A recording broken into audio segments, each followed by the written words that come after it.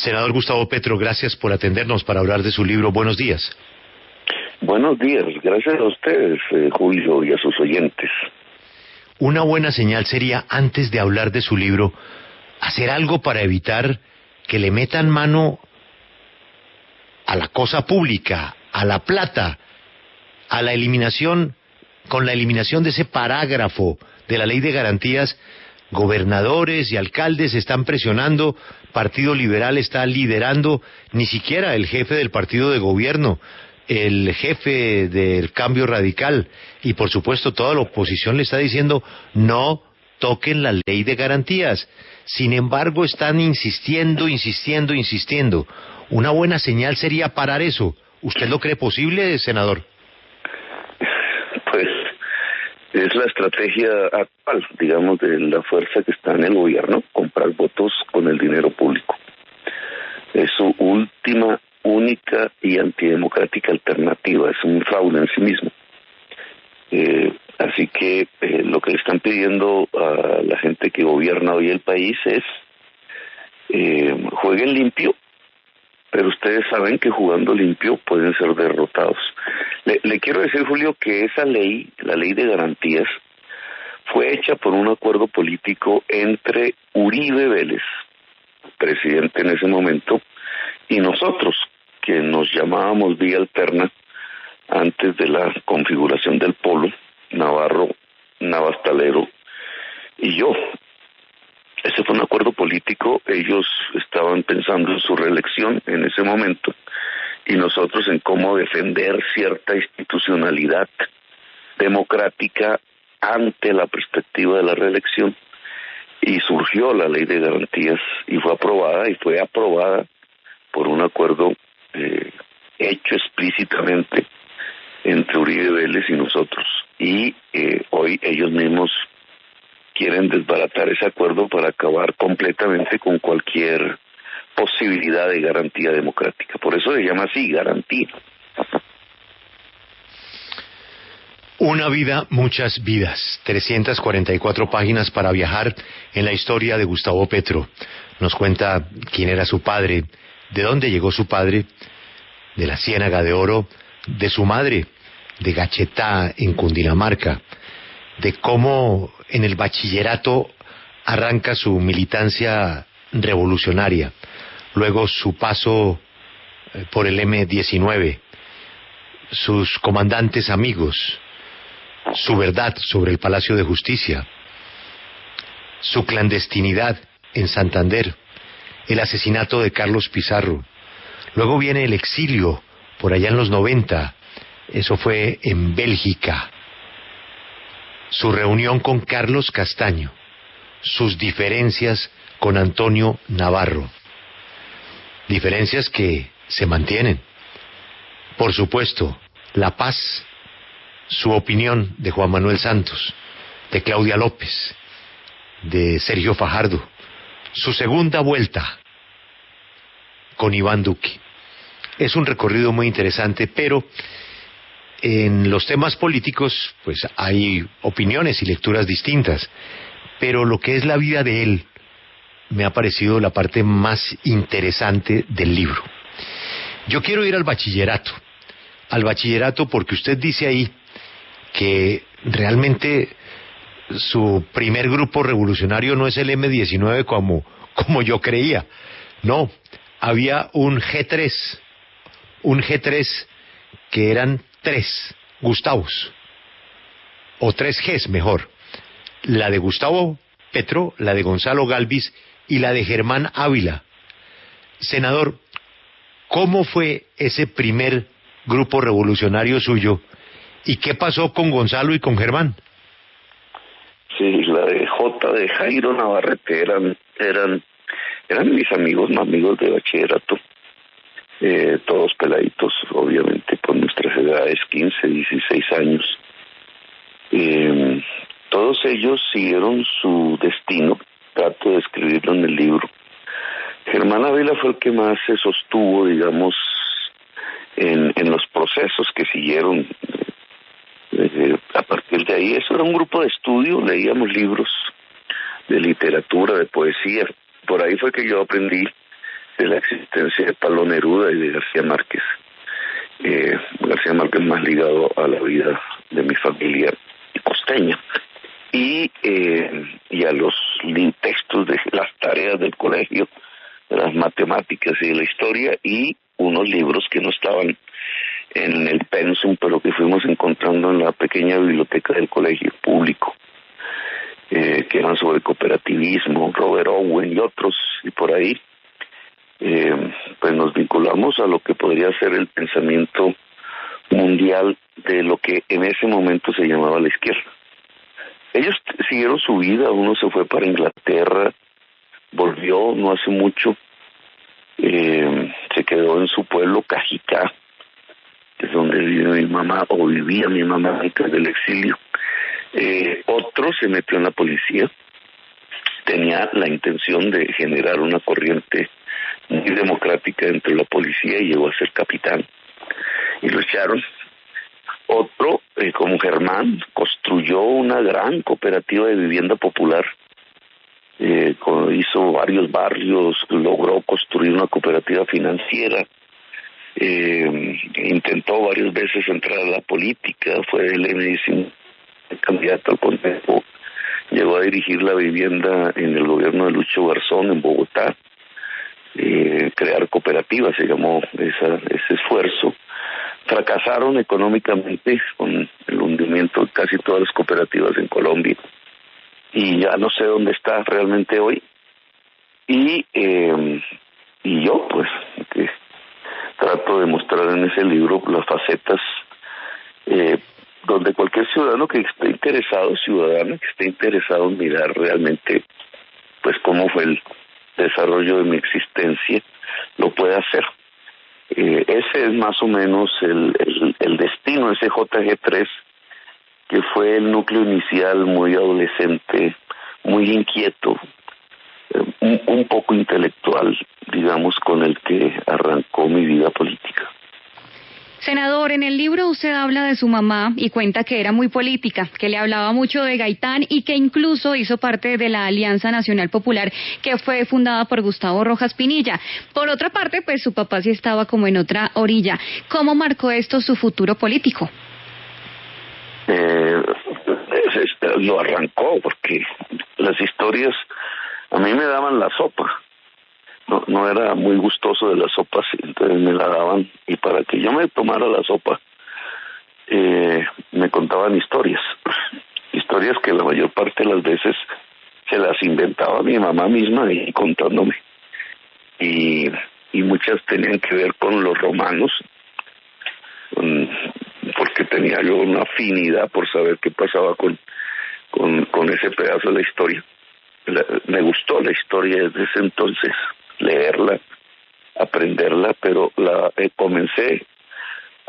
ese gusto lo comencé a construir fue a partir de los cuentos de mi mamá, y entre los cuentos habían cuentos reales, y varios de esos cuentos reales tenían que ver con la vida propia de mi mamá, en donde había vivido, y cruzaban, como casi todas las personas de esa edad, por las circunstancias que vivieron alrededor de Gaitán y alrededor de lo que siguió después con su asesinato, la violencia.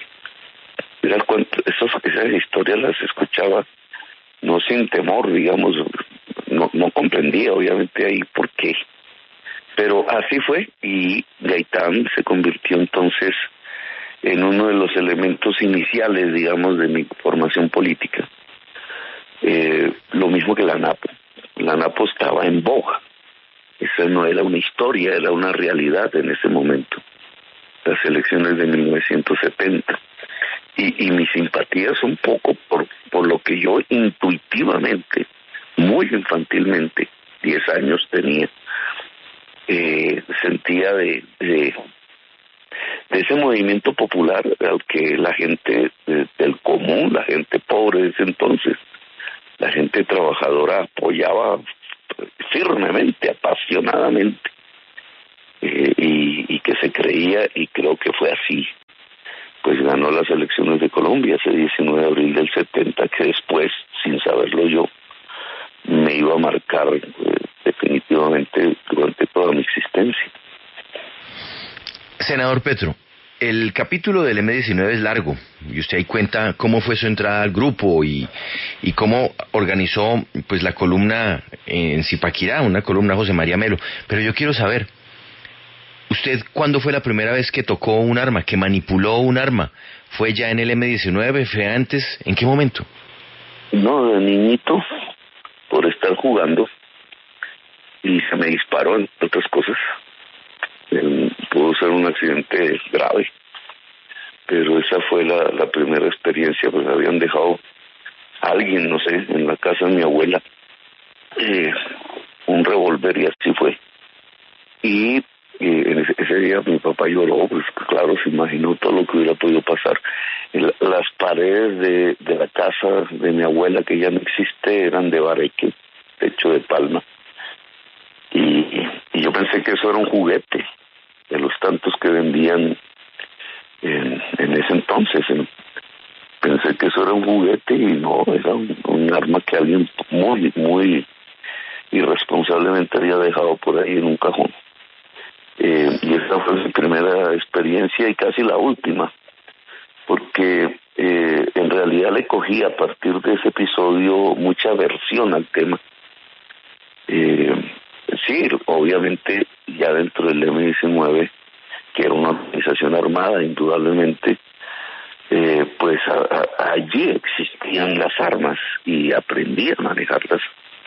Me enseñaron cómo cogerlas. Recuerdo yo bien la persona que acompañaba a Eber Bustamante, que fue la que me enseñó.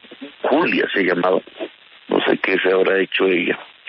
En las cercanías de Zipaquirá, en las montañas que a mí me encantaba recorrer caminando, porque me encantaba caminar solo por las montañas de los alrededores de Zipaquirá, que son montañas de sal. Ahí ella me enseñó y me decía, coja esto como un pollito, decía. Y aprendí, pero digamos, esa fue casi la última experiencia, porque en mi vida política, incluida la que siguió ahí, pues, de los años 18 y 30, y que es la historia mía por el M-19, pues no hicimos realmente un ejercicio alrededor de las armas, sino alrededor de la insurrección popular. Claro que estuviera desligada, pero era otro eje de acción, que es más o menos lo que describo en el libro. Y las tensiones que me provocó eso, a todos los que nos vinculamos en ese esfuerzo, uno de ellos acaba de morir, el profesor Víctor Jairo Chinchilla, profesor de educación física, que fue el que le puso el nombre José María Melo, y por ahí conocí la historia de José María Melo, que es interesantísima. El presidente indígena de Colombia, por 8 meses, y el último general del Ejército Libertador, porque con él destruyeron el ejército de Bolívar hacia mediados del siglo XIX. Entonces, ese nombre de ese general luchó junto en Zipaquirá, entre otras cosas, al lado de los artesanos. Víctor Jairo le puso el nombre a la organización política que buscó en Zipaquirá hacer una insurrección popular. Pero senador, a usted, ¿quién lo convence o qué realmente lo convence de entrar al M-19, de ingresar? También lo describo ahí.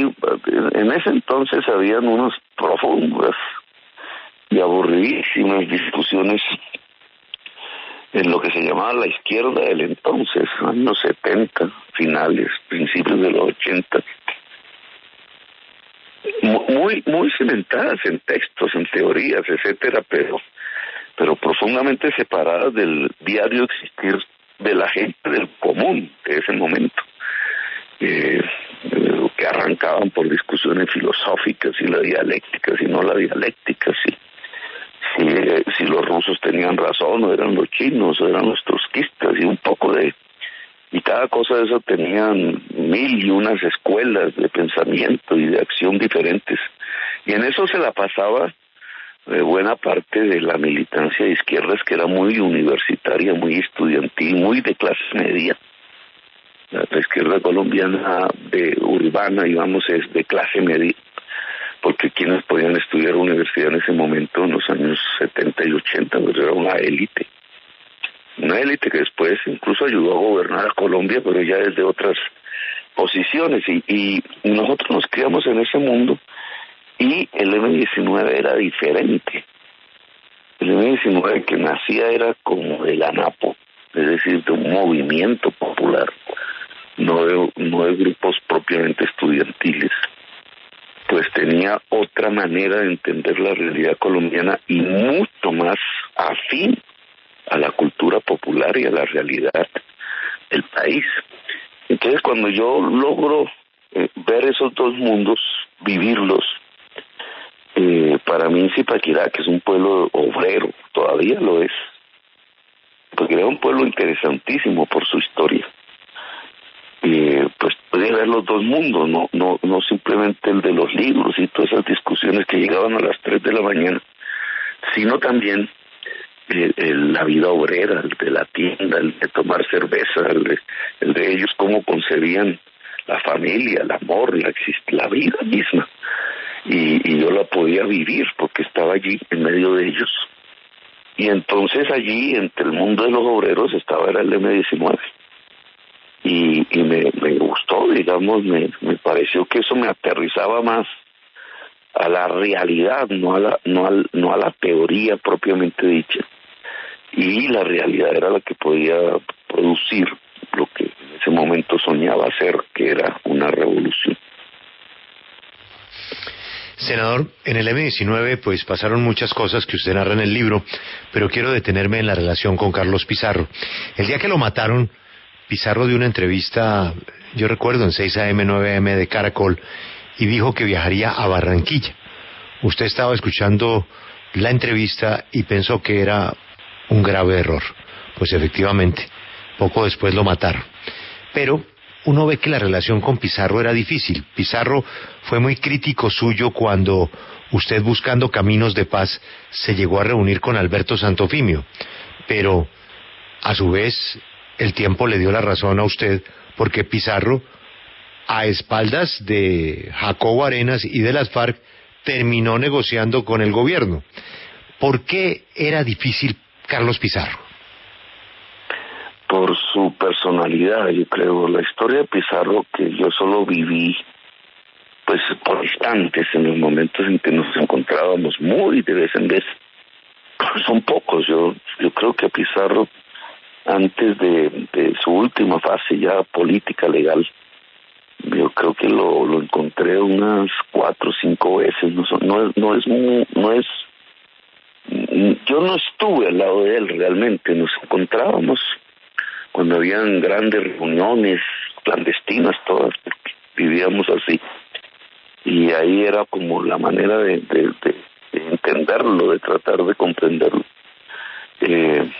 Y pues Pizarro tiene digamos, ¿qué es Pizarro? Es un hijo de clase media, incluso de media alta, diría yo, hijo de un almirante, digamos, de una familia con mucha tradición blanca, de élite, de universidad privada, la Javeriana, pero prácticamente todos ellos, los hijos del almirante, pues se vinculan a lo que era en ese momento todo un movimiento de rebelión juvenil. Los jóvenes de ese entonces es una generación que se parece en parte a la actual generación juvenil. Han pasado muchas generaciones de jóvenes, la mayoría muy apáticas, digamos, casi que encerradas en sí mismas en todas estas décadas. Pero la generación juvenil de ese entonces, la que fue de Pizarro y un poquito después la mía, y la actual, se parecen. Tienen orígenes sociales diferentes quizás, pero se parecen, se politizan. El mundo estaba politizado porque es que es la guerra de Vietnam, es los Beatles, es la aparición del rock con mucha fuerza, una juventud de vanguardia casi en todos los terrenos culturales, artísticos, científicos. Los inventores de todo esto que hoy llamamos internet, las redes, pues eran los jovencitos hippies, tirapiedras en California, Estados Unidos, todos pensando en cambiar lo que veían algo injusto, el régimen, etcétera. Entonces Pizarro es de eso. Pizarro surge ahí y rápidamente se radicaliza, se va a las armas de verdad, se va a las montañas, y allí confluye con Feynman en la configuración del M-19 y tiene una historia, digamos, muy intensa, y es el Pizarro que yo voy conociendo, pero es un Pizarro instintivo, digamos, no es el hombre que se pone a estudiar libros y a tratar de ver a través de las teorías cuáles los caminos a seguir en Colombia, sino que él se va quizás por su herencia familiar, se va configurando como un cuadro militar, como un jefe militar, y aprende de la técnica militar, y por ahí pues no tenía regreso, en realidad, pero el instinto lo lleva a tener el pálpito político, digamos, del momento, de la historia, a tratar de confluir con los pálpitos de la historia, que eso es un poco lo que puede destacar de la vida del M-19 en general, que logra, a pesar de errores, etcétera, sintonizar con los momentos de la historia del país y tratar de moverlos a partir de su sintonía, y eso es Pizarro. Y por eso, en un momento, siendo realmente un hombre, digamos, un jefe militar real, seguido en esas labores, logra entender que lo que necesita el país es la paz. Y salta, ese salto lo lleva a la muerte casi inmediatamente. Senador, esa historia del M-19, como usted dice, en algún momento el M-19 tuvo simpatía en muchos sectores, pero hoy en día, para muchos colombianos, el M-19 es el Palacio de Justicia. Y esa es una realidad, y por eso le quiero preguntar, ¿en algún momento no cree usted que esa militancia en el M-19 y esa imagen que muchos colombianos tienen del M-19 como el Palacio de Justicia frena las posibilidades suyas electorales y las posibilidades de ser presidente? Actualmente un general activo trató y me llegó el documento, entre otras, de hacer un informe de inteligencia reviviendo todo el tema conmigo. Yo cuento ahí más o menos mi experiencia personal alrededor de esos hechos, que los vivo es en la cárcel, pero el informe de inteligencia que trataban de hacer ahora, muy político, muy seguro ordenado por Duque o por alguien con intereses políticos actuales, pues trataba de ver cómo articularme a ese hecho. Yo trato de explicar el surgimiento de ese hecho, el porqué de ese hecho. Todo eso tiene que ver con una enorme inmadurez, tanto de las fuerzas que estaban en el gobierno, Belisario Betancur, que estaba aislado completamente, digamos, por las fuerzas militares, en un momento de la historia de América Latina en que así se creyó que era la seguridad de un país, la destrucción del poder civil y del mismo M-19 que estaba, y en eso, digamos, los que manejaban el M-19 pues entraron en una especie de histeria militar, de creencia en la victoria militar, que lleva todo hacia la destrucción de la paz, porque el Palacio de Justicia se da en medio de un proceso de paz incumplido. Y es por eso que surge, digamos, el hecho, porque había un proceso de paz que los protagonistas mutuamente consideraron que se había incumplido y que fue asusado, ese incumplimiento fue asusado por sectores muy poderosos política, económicamente del país, no solamente por sectores armados, pero indudablemente, digamos, el hecho de la historia está ahí. El M-19 no solamente será recordado por el Palacio, la otra historia pues queda oculta detrás de eso, sino por la Constitución, porque el M-19 hace la Constitución. Constitución vigente de Colombia, deroga la Constitución de 1886, lo que no pudo hacer Rafael Uribe Uribe, etcétera. Senador. Entonces esos dos hechos, Constitución y Palacio, muy diferentes uno del otro, claro, me parece que van a ser no tanto ahora todavía, sino estelares ya en el análisis de la historia de Colombia. Pero, ¿Cómo senador, le pasa a propósito del Palacio a la Constitución? Ok, eso me parece bien, pero quiero quedarme un momentico antes del Palacio para seguir a lo otro, y le quisiera decir, ¿no le parece que hay que reconocer, sin ambajes y sin vueltas, que la principal responsabilidad primero es del M-19? Porque sin toma no pasa lo que pasó en la retoma. Y el M-19 comete la barbaridad de la toma del Palacio de Justicia. ¿No hay que reconocer eso? Sí, pues eso es lo que se dice en el libro. Precisamente el libro trata de expresar mis opiniones al respecto. No la verdad y la realidad de los hechos, porque me fueron ajenos.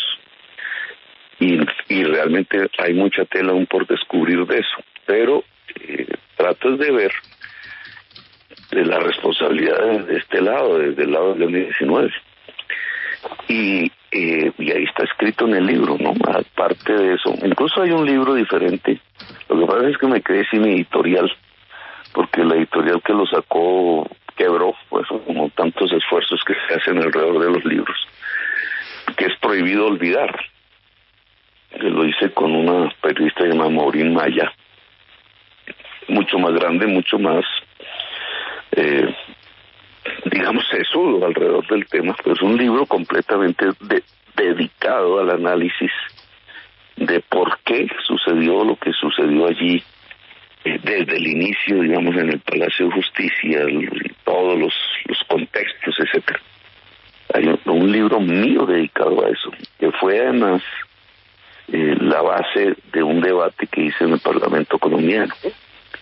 Porque lo llevé al Congreso, llevé el tema al Congreso, un poco extemporáneamente, obviamente, pero trata, y en eso quiero que usted lo sepa, yo me dediqué, igual que me dediqué a mirar el tema de la parapolítica, etcétera, los debates que di, económicos, en el Congreso, el tema del Palacio para mí fue objeto de investigación.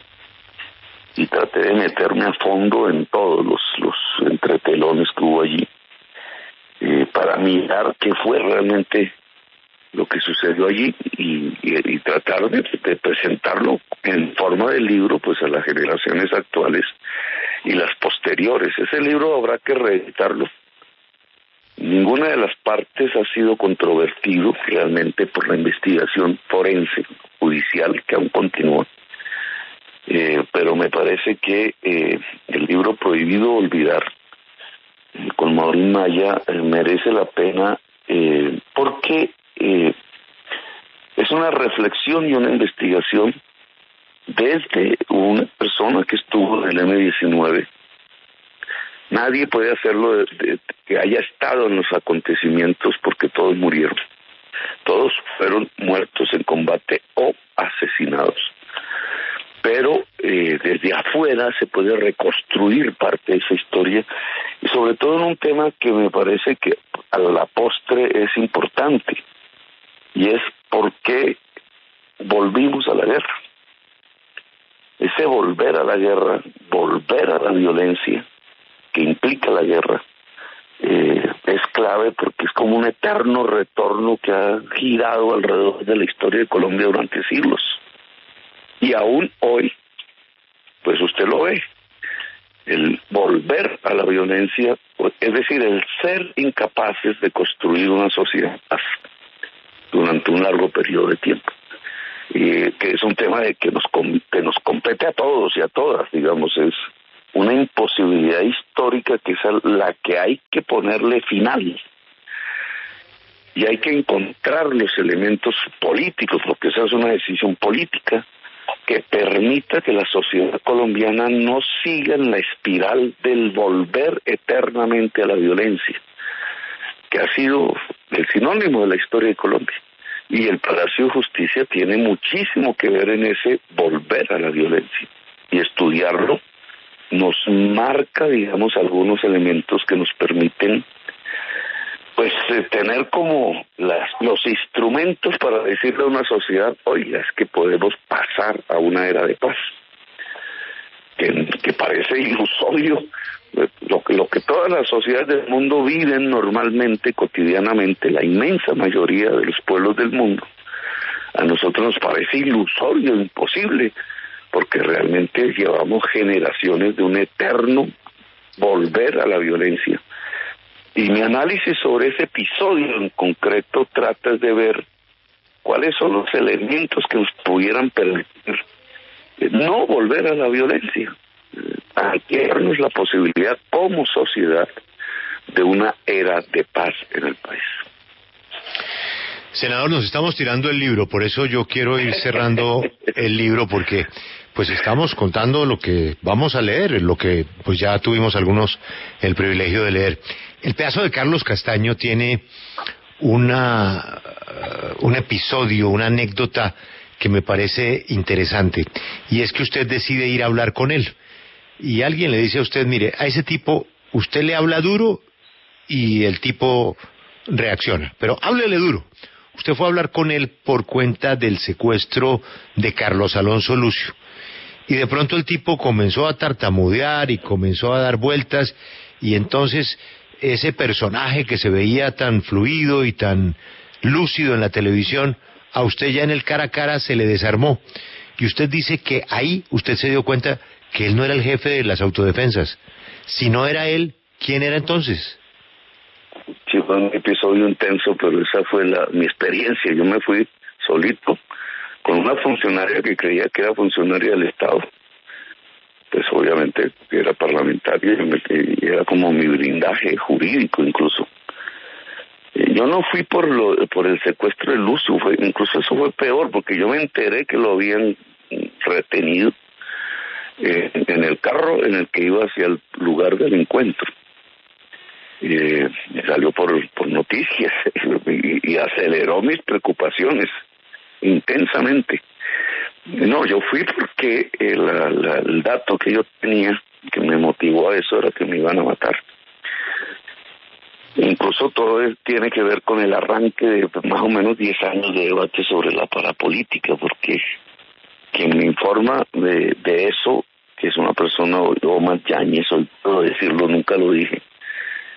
Yáñez me dice en mi oficina chiquita de parlamentario ahí en el edificio ese, miren, nos enteramos que por una interceptación radial, que hay un funcionario de la fiscalía, me dio el nombre, y no era cualquier funcionario, que está hablando con Carlos Castaño y es el funcionario que le pide que lo mate. Oye, ahí fue que cambió incluso mi devenir parlamentario, porque me quise ponerme a investigar eso. Pero obviamente en primer lugar a defender mi vida y el mecanismo fue, y eso tiene también que ver un poco con la tradición del M-19, que era como detener el que alguien apretara el gatillo, y esa forma es hablando. Esa era una vieja historia, una vieja leyenda urbana, como dicen ahora, al interior del M-19, que es interesante porque las armas se detienen hablando. Y entonces yo quise hacer gala de eso, pues hablemos. Me fui muy solo, muy indefenso, ese aparato enorme que tenían, y hablé con él, y esa fue, digamos, mi sensación. Dialogó con personas que habían hablado con él tratando de saber de qué personaje se trataba, y el consejo que me dio Angelino Garzón fue ese: sea duro, porque el hombre se deshace ante posiciones firmes, porque él cree que asusta. Pues no es que crea, es que asustaba con toda su lógica paramilitar, y entonces lo que está acostumbrado es a ver personas que se desploman ante él, que se asustan, y cuando no encuentra eso, Entonces es él el que se desploma. Y entonces yo ensayé el consejo, la verdad sea dicha, yo estaba asustado, porque ahí no estaba solo Castaño, estaba, digamos, por lo que pude ver, por lo menos 50 hombres armados de ametralladoras, y yo creo que había una reunión de ellos, porque había un kiosco lleno de gente que se veía muy bien vestida para la región, y muchos de ellos se llegaron con Castaño a hablar conmigo. Yo no lo logro reconocer, pero ahí estaba Duque, ¿cómo se llamaba él? Murió también. Duque, era como el vocero político de ellos, se las daba de ideólogo.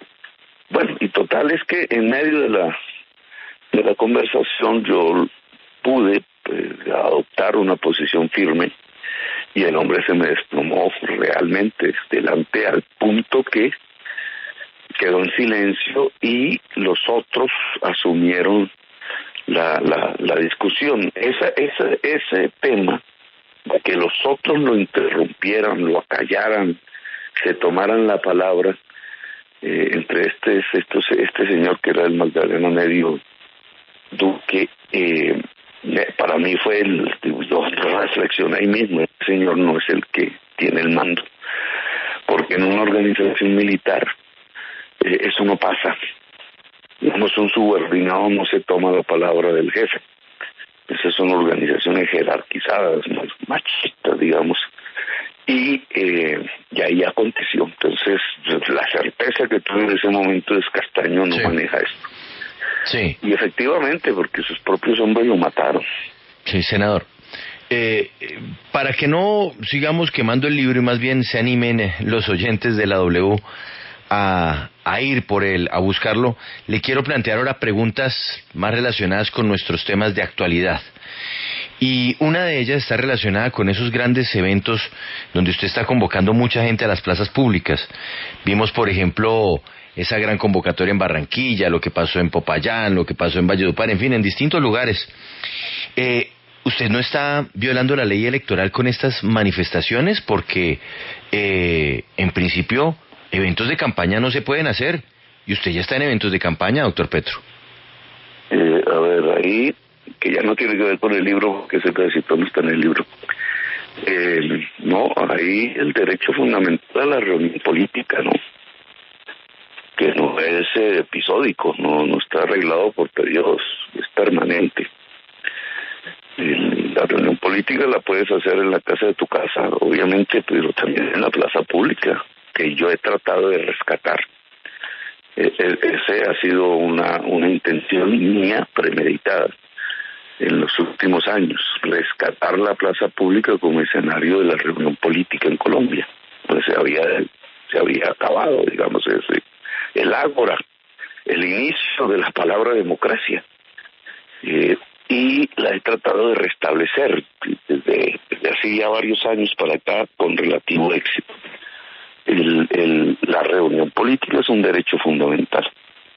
Y claro, digamos, como estamos acostumbrados ya a que la política se traduce en las redes o a través del medio de comunicación, que también, o a través de la conversación cerrada, pública, muchas veces incluso torva, oscura, por debajo de la mesa, como se dice popularmente, pues el que aparezca la reunión política otra vez en la plaza pública y con intensidad, con fuerza, pues choca, no, es un quiebre, digamos así, que se confunde con la campaña, y no voy a decir que no da para eso, claro, se confunde con propiamente el ejercicio de las campañas. De campañas que yo he también tratado de organizar alrededor de la plaza pública, y de manera abierta. Digamos, la plaza pública tiene esa connotación, es pública, es transparente, allí está lo que se dice, no por debajo de la mesa, no ocultamente, no torvamente. Tanto el personaje como la gente, como el pueblo, como las ideas, como las palabras, pues son públicas, están ahí. Entonces es la reunión política. Nosotros estamos configurando el pacto histórico. Las reuniones giran alrededor de ese tema de configurar en cada región el pacto histórico, no solamente como una fuerza organizada de personas, sino como una fuerza popular que empieza a aparecer, que usted los puede ver en las fotos. Y ahí se me anuncia que estoy haciendo campaña. La campaña electoral es un proceso de reuniones políticas también, mediante el cual, con instrumentos diversos, afiches, etcétera, palabras, discursos, se invita a la población a votar por fulanito de tal, que está en la lista tal, o que está para no sé qué. Eso no lo estamos haciendo nosotros. Sí. De hecho, pues no tenemos candidaturas, ninguna, ni siquiera yo soy candidato en este momento, jurídicamente hablando. Ni hay listas, todo eso es un proceso que hasta ahora se está haciendo. Ya habrá un momento en que se haga, pero no ahora. Nosotros no estamos invitando a votar, ni por mí ni por nadie. Estamos en un proceso de configuración de una fuerza popular organizada que se llama Pacto Histórico, que es una confluencia, no es un partido, es una convergencia de muchas fuerzas sociales y políticas en la plaza pública, de manera abierta, de manera transparente hacia la gente. Senador, el presidente Iván Duque le dio duro a su propuesta de distribuir las ganancias que obtengan las empresas entre los trabajadores y los empresarios. Dijo textualmente que a Colombia no le convienen esas ideas trasnochadas que han llevado a muchos países a fracasar. ¿Usted qué responde? A ver, permítame, lo que acabas de decir no es lo que yo he dicho, ¿no? No es que se distribuyan las ganancias entre empresarios y trabajadores, ojo. En eso fui claro, porque yo sabía lo que iba a venir, y lo hice más bien a propósito, además. No, lo que estamos hablando es de las utilidades por productividad, es diferente. Es un poco difícil porque es teoría económica, pero no es las ganancias comunes y corrientes de una empresa. Son aquellas que se derivan, en primer lugar, de un aumento de la productividad. ¿Qué es eso? Es el arte en la producción de hacer más con menos, de en el mismo tiempo producir más. Ahí, en eso, se producen unas ganancias. ¿Cómo se logra eso? Con ayuda del Estado. Y es lo que yo dije.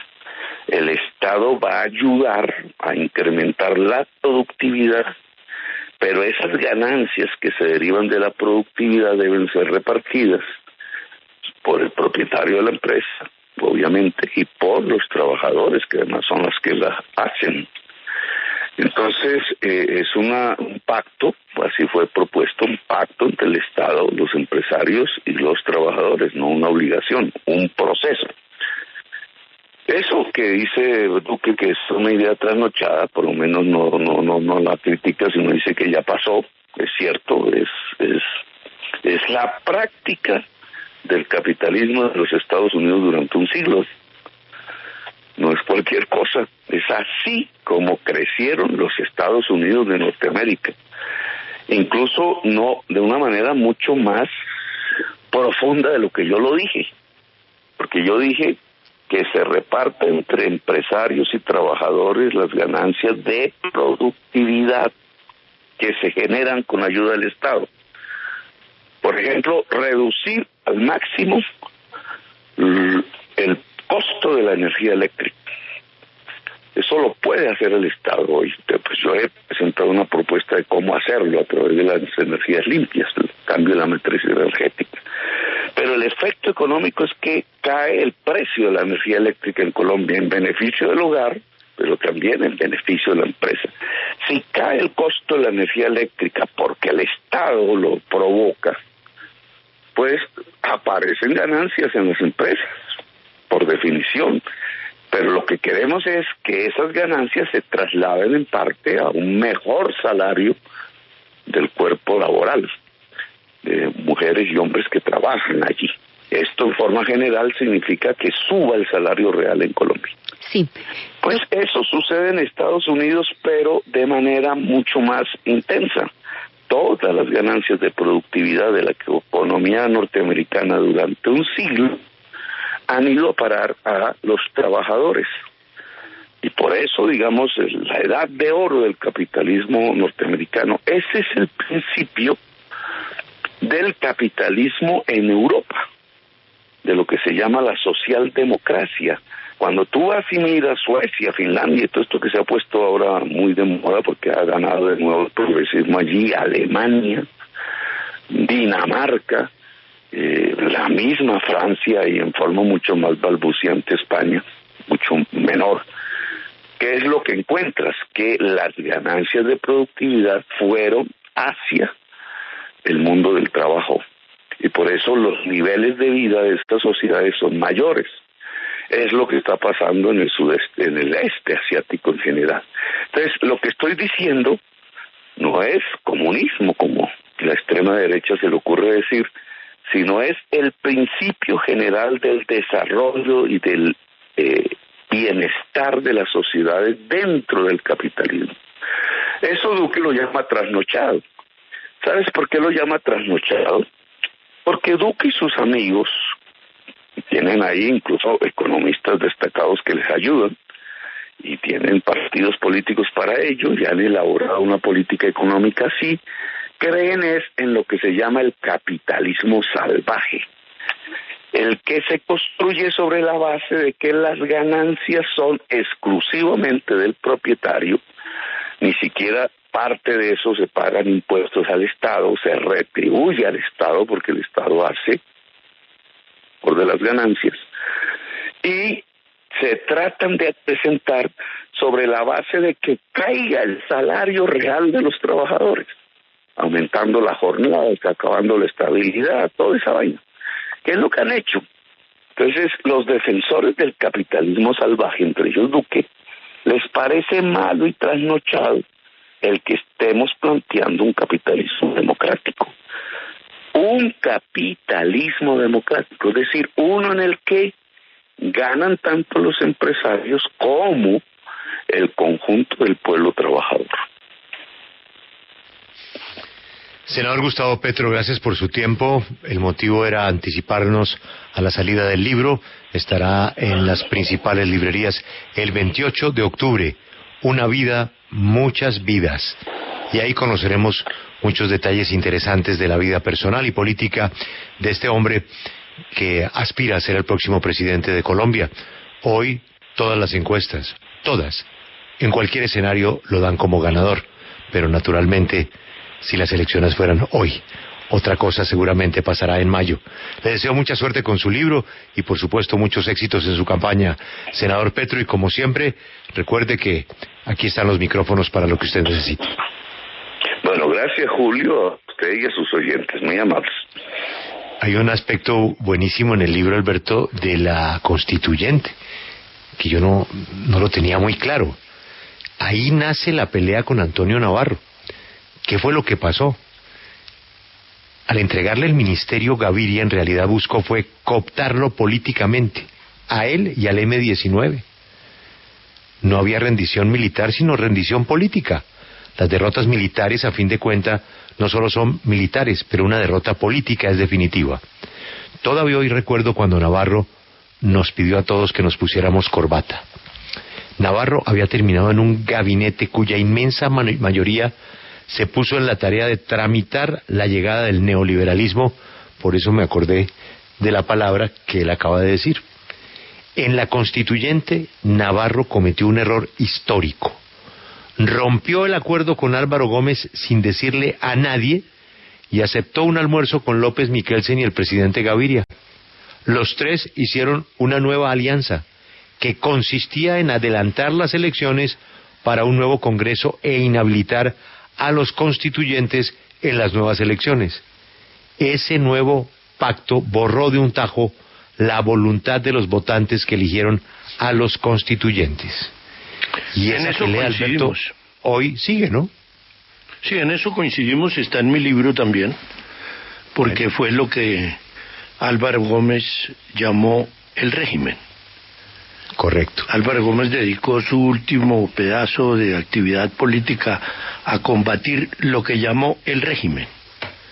Y la constituyente, según Gómez, estableció un acuerdo de paz modificando la Constitución en su totalidad, primero que todo, porque hubo una diferencia de criterios entre el gobierno nacional y el constituyente Álvaro Gómez respecto de la capacidad que tenía la constituyente para cambiar algunos aspectos de la Constitución.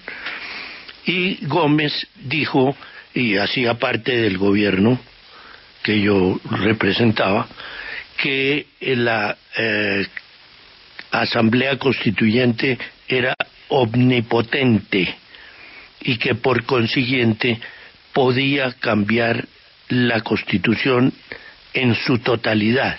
Fue el primer tropiezo que tuvo la Asamblea. Sin embargo, se dio el acuerdo que finalmente quedó consagrado en el texto de la Constitución. Pero, como el otro tema que se había creado en la Asamblea era el de revocar el Congreso, que había sacado un montón de votos, pues ese fue el florero de Llorente. Fue un debate muy duro, se rompieron varios floreros, pero finalmente se logró superar. Inclusive los miembros del Congreso elegido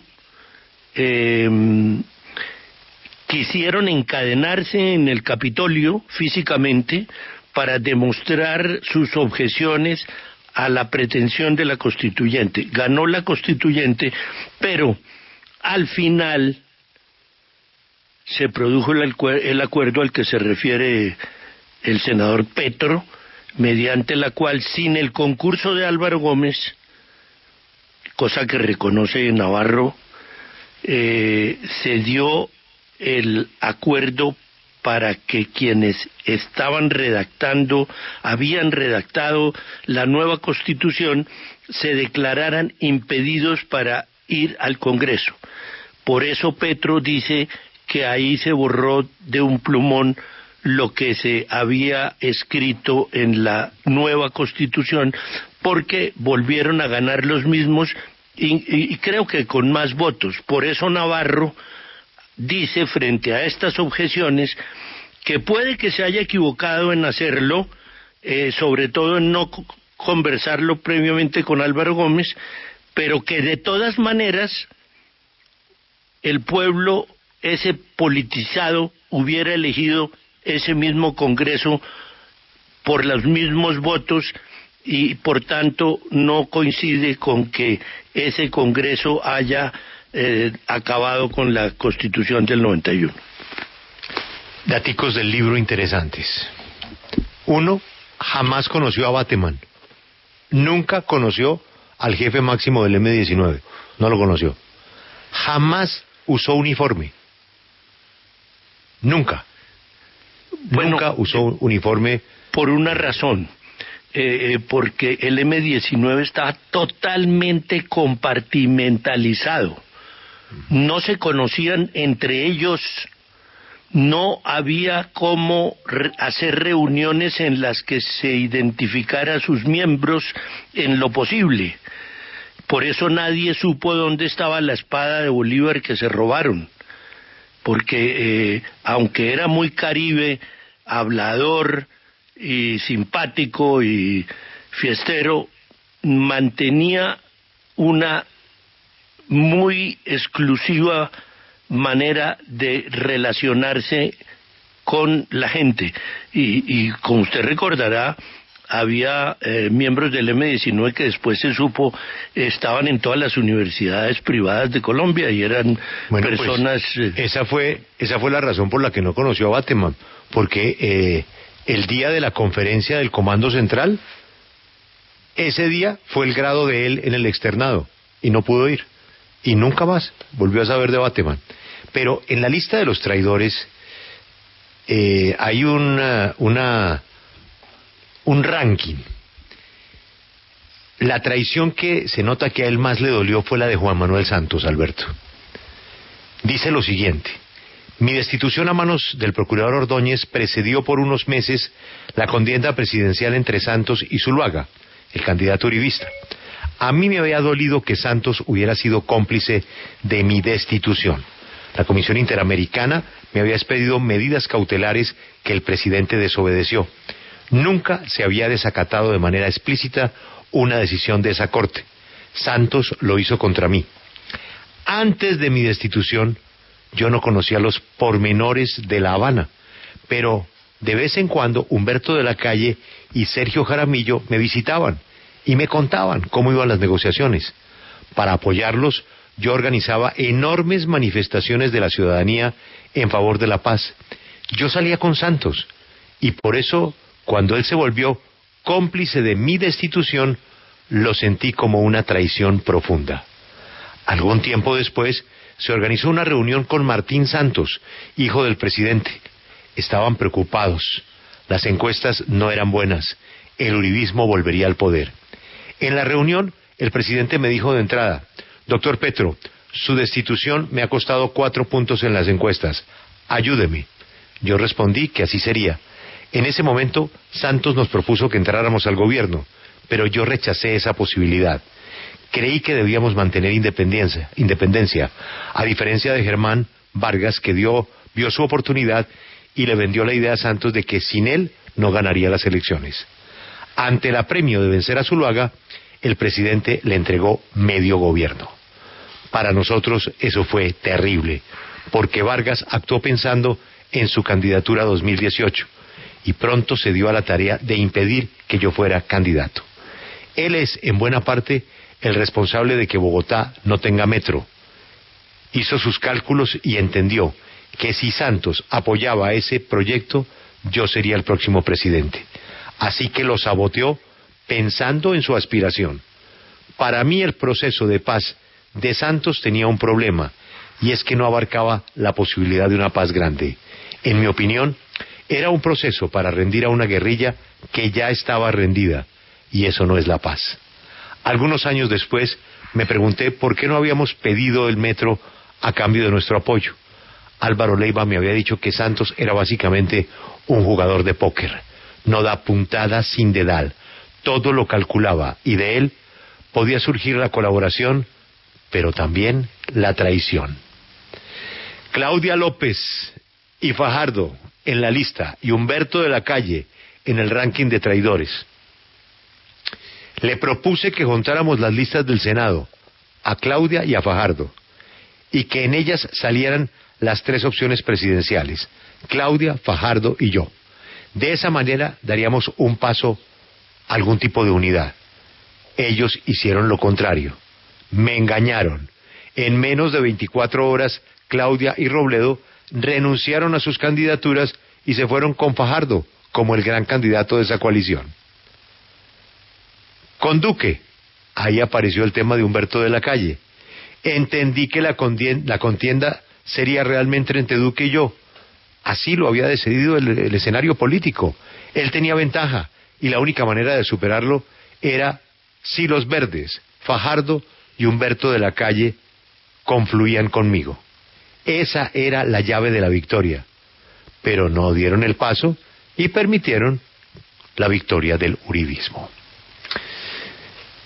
Ahí está el libro. Ahí está el libro. El próximo 28 de octubre, Una vida, muchas vidas. Acompáñenos en el canal de YouTube @Julio Sánchez Cristo Oficial.